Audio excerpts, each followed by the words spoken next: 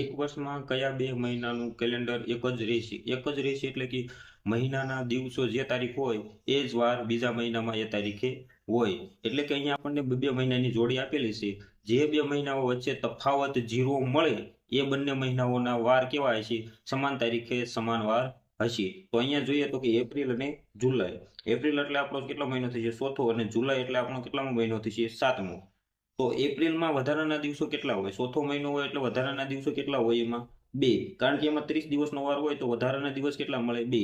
પછી શું હોય? પાંચમો મહિનો. પાંચમા મહિનામાં કેટલા હોય? 31 દિવસ. તો વધારાના દિવસો કેટલા મળશે? 3. પછી હોય આપણો છઠ્ઠો મહિનો. તો છઠ્ઠા મહિનામાં કેટલા વધારાના દિવસો હોય? છઠ્ઠો મહિનો હોય 30 દિવસનો, એટલે આપણને વધારાના દિવસો કેટલા મળશે? બે. તો હવે જે આપણને સાતમો મહિનો આપેલો છે એ મહિનો લેવાનો નથી, કારણ કે એ મહિનામાં તો શરૂઆત થવાની છે, તો એના વધારાના દિવસો આપણે લેવાના નથી. તો 2 ને 3 કેટલા થશે? 5. 5 ને 2 કેટલા થઈ ગયા? 7.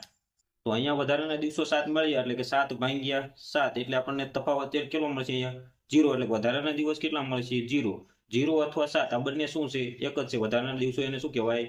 0. તો અહીંયા આપણો પહેલો જ ઓપ્શન રાઈટ થઈ જશે. ઓપ્શન નંબર એ આપણો રાઈટ આન્સર થઈ જાય છે. પરંતુ આપણે ચેક કરી લઈએ બી, સી અને ડી સમજવા માટે.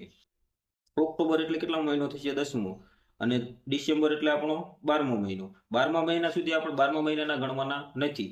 10મામાં કેટલા હોય? 31 દિવસ. તો વધારાના કેટલા મળશે? 3. 11મો મહિનો. 11મા મહિનો એટલે 30 દિવસનો વાર હોય, 30 દિવસનો મહિનો હોય, તો વધારાના દિવસ કેટલા મળશે? 2.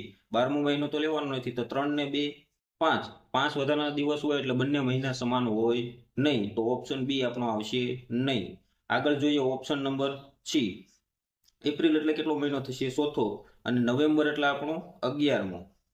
તો 11મો મહિનો આપણે નથી ગણવાનો, 10મા મહિના સુધી વધારાના દિવસ જોવાના છે. તો ચોથા મહિનામાં વધારાના દિવસ કેટલા હોય? 30 દિવસનો હોય, એટલે 2. 5મા મહિનામાં 3. છઠ્ઠા મહિનામાં 2. 7મા મહિનામાં 3. 8મા મહિનામાં 3. 9મા મહિનામાં કેટલા? 30 દિવસનો હોય, એટલે 2. 10મામાં 3. 11મો મહિનો આપણને આપેલો છે, એના વધારાના દિવસ લેવાના નથી. કેટલા થશે? 4 ને 3 6 ને 2 8. 8 ને 5 13. 13 ને 3 16. 16 ને 2 18. તો અહીંયા આપણને વધારાના દિવસ કેટલા મળે છે? 18. એટલે કે 18 ભાગ્યા 7. 7 દુ 14. તો અહીંયા આપણને વધારાના દિવસ કેટલા મળશે? 4. તો અહીંયા ઓપ્શન સી પણ આવશે નહીં. તો હવે કઈ રીતે ગણતરી કરવાની તમને સમજાઈ ગયું હશે. આગળનો આપણે ઓપ્શન ચેક કરતા નથી. આ શીખવા માટે આપણે બીજા ઓપ્શન ચેક કરેલા છે. આપણો રાઈટ આન્સર શું થશે? ઓપ્શન નંબર એ.